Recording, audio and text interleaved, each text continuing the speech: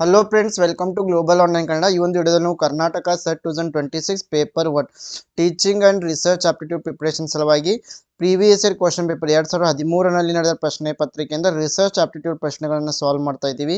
ಯಾರೆಲ್ಲ ವಿದ್ಯಾರ್ಥಿಗಳು KSET 2026 preparation ಮಾಡ್ತಾ ಇದ್ದೀರಾ, ಸೊ ನಾವು ಪೇಪರ್ 1ಗಾಗಿ teaching and research aptitude preparation ಸಲುವಾಗಿ ಕೋರ್ಸನ್ನು ಆರಂಭ ಮಾಡಿದ್ದೀವಿ. ಈ ಒಂದು ಕೋರ್ಸ್ನಲ್ಲಿ ಕಂಪ್ಲೀಟ್ ಥಿಯರಿ ಲೆಕ್ಚರ್ಸನ್ನು ಕೊಡ್ತಿದ್ದೀವಿ, ಸಾಕಷ್ಟು MCQ ಲೆಕ್ಚರ್ಸನ್ನು ಕೊಡ್ತಾ ಇದ್ದೀವಿ, 50 ಮಾಕ್ ಟೆಸ್ಟ್ಗಳನ್ನು ನೀಡ್ತಾ ಇದ್ದೀವಿ, ನೋಟ್ಸ್ ಅನ್ನ ಕೊಡ್ತಾ ಇದ್ದೀವಿ, 5000+ MCQ PDF ಅನ್ನು ನೀಡ್ತಾ ಇದ್ದೀವಿ. ಈ ಒಂದು ಕಂಪ್ಲೀಟ್ ಕೋರ್ಸ್ ಇಂಗ್ಲಿಷ್ ಮತ್ತು ಕನ್ನಡ ಎರಡು ಲ್ಯಾಂಗ್ವೇಜ್ ನಿಮಗೆ ಲಭ್ಯವಿದೆ. ಸೊ ಜಾಯ್ನ್ ಆಗಲು ಗ್ಲೋಬಲ್ ಆನ್ಲೈನ್ ಆ್ಯಪನ್ನು ಡೌನ್ಲೋಡ್ ಮಾಡಿ ರಿಜಿಸ್ಟರ್ ಮಾಡಿ. ಇಲ್ಲಿ ಸ್ಟೋರ್ ಅಂತ ಇರುತ್ತೆ, ಸ್ಟೋರ್ನಲ್ಲಿ ಕೆಸೆಟ್ ಪೇಪರ್ 1 ಅಂತ ಸರ್ಚ್ ಮಾಡಿದ್ರೆ ಒಂದು ಕಂಪ್ಲೀಟ್ ಕೋರ್ಸ್ ನಿಮಗೆ ಅವೈಲೇಬಲ್ ಆಗ್ತಾ ಇದೆ.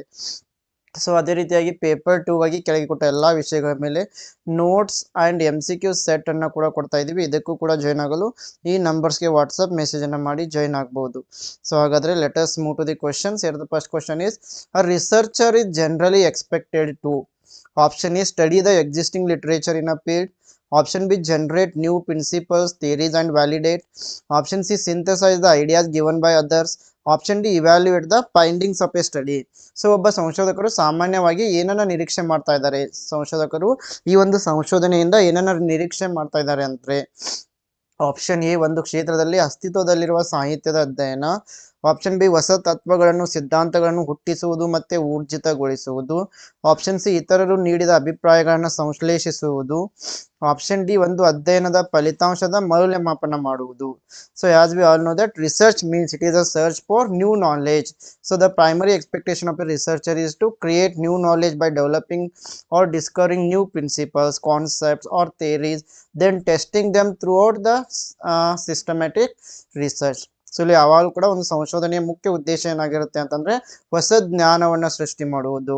ಸೊ ಡಿಸ್ಕವರಿ ಅಂದರೆ ಅನ್ವೇಷಣೆಯ ಮೂಲಕ ಹೊಸ ಪ್ರಿನ್ಸಿಪಲ್ಗಳನ್ನು, ಹೊಸ ತತ್ವಗಳನ್ನು ಜನರೇಟ್ ಮಾಡುವುದಾಗಿರುತ್ತೆ. So main aim of the research is to produce new knowledge, formulate new theories or principles and verify them through scientific methods.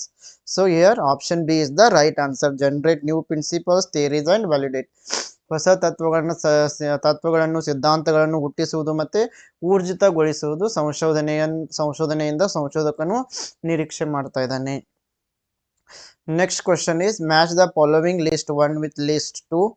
List 1 is showing types of research: experimental, historical, philosophical, descriptive, and list 2 external validity, sampling, match of groups, coherence. So here experimental research means, so experimental research, it is going to compare the experimental and control groups, and it also matching helps to control extraneous variables. And historical research interprets past events and assess how findings apply beyond the specific historical context. So ಈ ಒಂದು experimental ರಿಸರ್ಚ್ನಲ್ಲಿ ನಾವೇನು ಮಾಡ್ತಾ ಇದ್ದೀವಿ, control ಗ್ರೂಪ್ಸನ್ನು ಮತ್ತು experimental ಗ್ರೂಪ್ಸನ್ನು compare ಮಾಡ್ತಾ ಇದ್ದೀವಿ. Historical ರಿಸರ್ಚ್ನಲ್ಲಿ ಹಿಂದೆ ನಡೆದ ಘಟನೆಗಳ ಕುರಿತು ಸಂಶೋಧನೆಯನ್ನು ಮಾಡ್ತಾ ಇದ್ದೀವಿ. Philosophical research emphasize logical reasoning and internal consistency.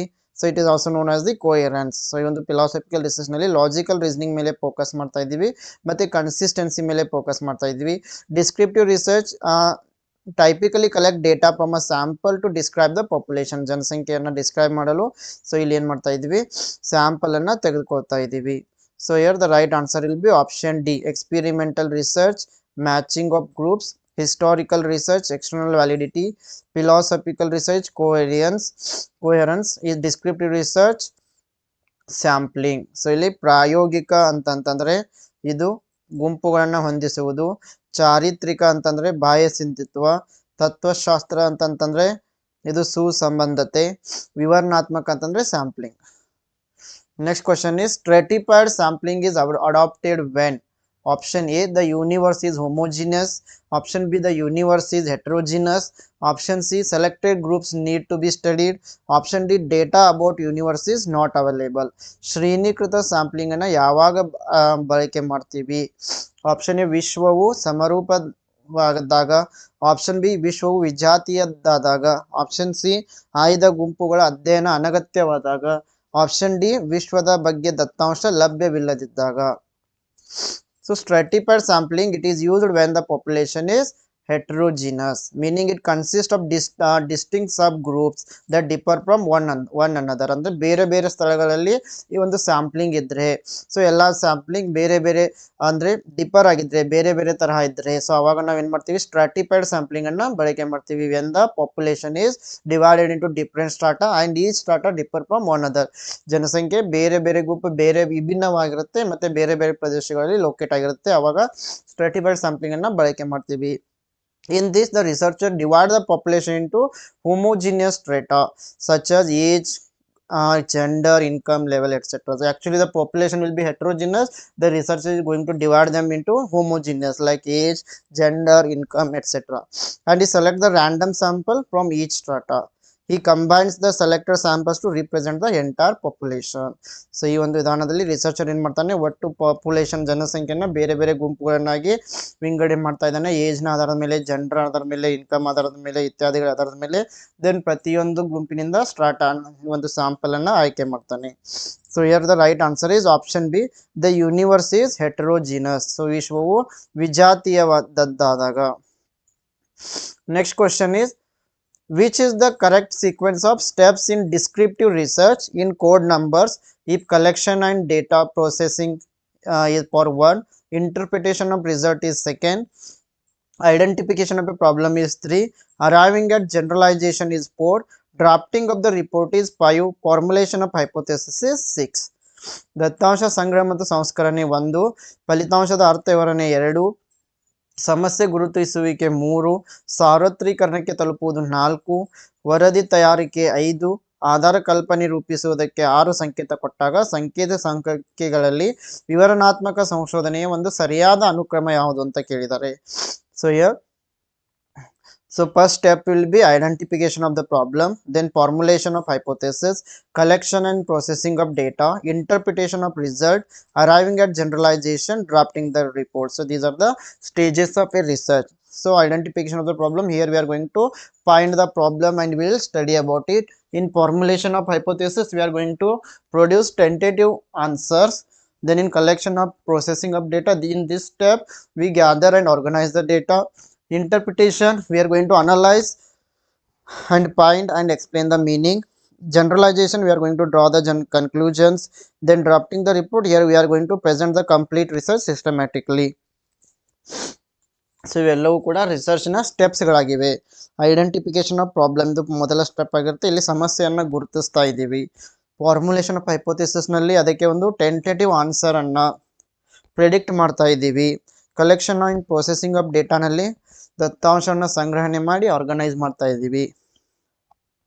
Interpretation of ರಿಸಲ್ಟ್ನಲ್ಲಿ analyse ಮಾಡ್ತೀವಿ, findings and explain the meaning ಅನ್ನು ವಿವರಣೆ ಮಾಡ್ತೀವಿ.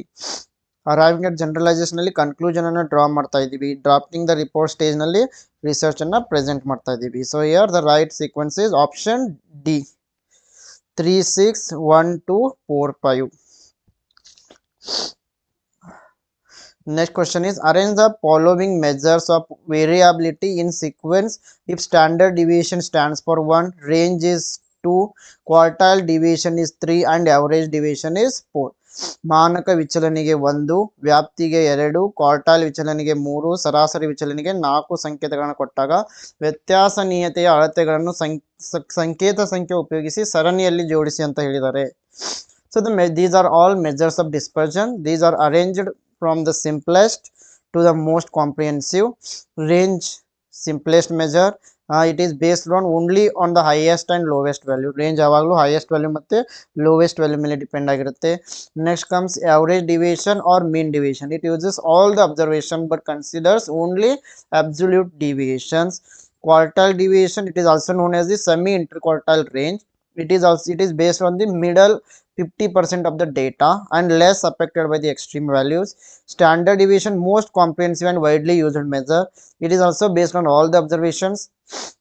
So the right sequence is range, average deviation, quartile deviation, standard deviation.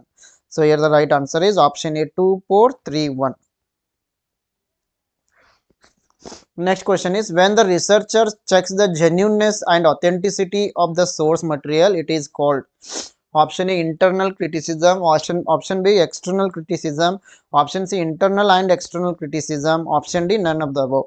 ಸಂಶೋಧಕನು ಮೂಲ ವಿಷಯದ ಅಧಿಕೃತತೆ ಮತ್ತು ಸಾಚಾತನದ ತನಿಖೆ ನಡೆಸಿದಾಗ ಅದನ್ನು ಡ್ಯಾಶ್ ಅಂತ ಕರಿತೀವಿ. ಆಂತರಿಕ ವಿಮರ್ಶೆ, ಬಾಹ್ಯ ವಿಮರ್ಶೆ, ಆಂತರಿಕ ಮತ್ತು ಬಾಹ್ಯ ವಿಮರ್ಶೆ ಮೇಲಿನ ಯಾವುದು ಅಲ್ಲ. So here external criticism, it is going to determine whether a source is genuine, original or authentic. It is going to answer the question such as, is the document original, who wrote it, when and where was it written, is it actual document. So external criticism ಅಂದಾಗ ಇದು ಯಾವುದೇ ಒಂದು source ಮೂಲ, ಯಾವೊಂದು ಮೂಲದಿಂದ ಮಾಹಿತಿಯನ್ನು ಪಡೆದಿರ್ತೀವಿ ಅದು original ಆಗಿದೆ ಅಥವಾ ಅಲ್ಲ, ಜೆನ್ಯೂನ್ ಆಗಿದೆಯಾ ಅಥವಾ ಅಥೆಂಟಿಕ್ ಆಗಿ ಇದೆಯಾ ಇಲ್ಲ ಎಂಬುದನ್ನು ಪರೀಕ್ಷೆ ಮಾಡ್ತೀವಿ. ಇದಕ್ಕೆ ನಾವು ಎಕ್ಸ್ಟರ್ನಲ್ ಕ್ರಿಟಿಸಿಸಮ್ ಅಂತ ಕರಿತೀವಿ, ಬಾಹ್ಯ ವಿಮರ್ಶೆ. Option B is correct. Okay friends, this is about today session. So ಯಾರೆಲ್ಲ ವಿದ್ಯಾರ್ಥಿಗಳು KCET 2026ಗೆ ಪ್ರಿಪ್ರೇಷನನ್ನು ಮಾಡ್ತಾ ಇದ್ದೀರಾ, ಗ್ಲೋಬಲ್ ಆನ್ಲೈನ್ ಕನ್ನಡ ವತಿಯಿಂದ ಪೇಪರ್ 1ಗೆ ಕೋರ್ಸನ್ನು ಆರಂಭ ಮಾಡಿದ್ದೀವಿ. ಇಲ್ಲಿ complete theory lectures, MCQs lectures, 50 mock tests, notes, 5000+ MCQs PDF ಅನ್ನು ಕೊಡ್ತಾ ಇದ್ದೀವಿ. ಇದು ಇಂಗ್ಲೀಷ್ ಮತ್ತು ಕನ್ನಡ ಎರಡು ಲ್ಯಾಂಗ್ವೇಜ್ನಲ್ಲಿ ಕೇವಲ 2100ನಲ್ಲಿ ಲಭ್ಯವಿದೆ. ಸೊ ಜಾಯ್ನ್ ಆಗಲು ಈ ನಂಬರ್ಸ್ಗೆ ವಾಟ್ಸಪ್ ಮೆಸೇಜನ್ನು ಮಾಡಿ ಜಾಯ್ನ್ ಆಗಿ, ಅಥವಾ ಗ್ಲೋಬಲ್ ಆನ್ಲೈನ್ ಆ್ಯಪ್ನ ಮೂಲಕ ಜಾಯ್ನ್ ಆಗಿ. ಪೇಪರ್ 2ಗಾಗಿ ಕೂಡ ಈ ಕೆಳಗಿನ ಎಲ್ಲ ವಿಷಯಗಳ ಮೇಲೆ ನೋಟ್ಸ್ ಆ್ಯಂಡ್ MCQ ಸೆಟ್ಟನ್ನು ಕೂಡ ಕೊಡ್ತಾ ಇದ್ದೀವಿ. ಇದಕ್ಕೂ ಕೂಡ ಜಾಯ್ನ್ ಆಗಲು ಈ ನಂಬರ್ಸ್ಗೆ ವಾಟ್ಸಪ್ ಮೆಸೇಜನ್ನು ಮಾಡಿ ಜಾಯ್ನ್ ಆಗ್ಬೋದು. ಎಸ್, ಹೆಚ್ಚಿನ ಮಾಹಿತಿಗಾಗಿ ಗ್ಲೋಬಲ್ ಆನ್ಲೈನ್ ಕನ್ನಡ ಅಂತ ಟೆಲಿಗ್ರಾಮ್ ಗ್ರೂಪ್ ಕೂಡ ಇದೆ, ಜಾಯ್ನ್ ಆಗಿ. Yes, I wish all the best to all. Thank you.